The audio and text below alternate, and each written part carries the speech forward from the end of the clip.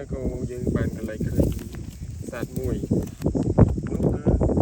សត្វស្ទាំងកណ្ដាលស្អាតសម្រស់ស្អាតស្រស់ស្អាតខ្លាំងណាស់សម្រស់ស្រស់ស្អាតហើយនឹងខ្យល់អាកាសខ្យល់បោះមករកឃើញយ៉ាងសប្បាយណា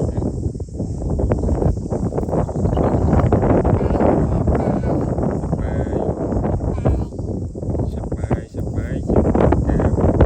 សត្វស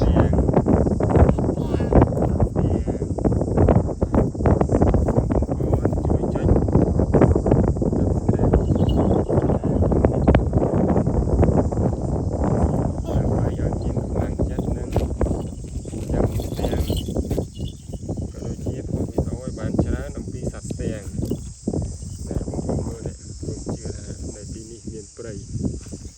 ព្រៃឈើព្រៃដប់ព្រៃឈើដប់យន្តហោមកមួយទៀតប៉ុណ្ណានេះយន្តហោនឹងទៅហ្វាយស្អាតហោ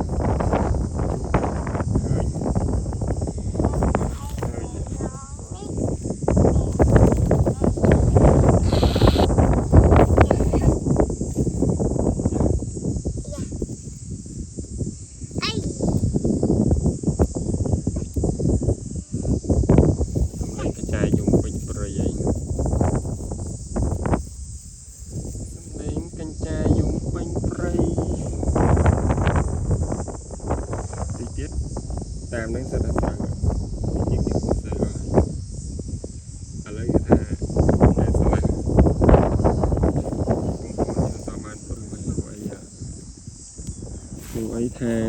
ស្រូវមិនតន់ស្រែមិនតន់មានទឹក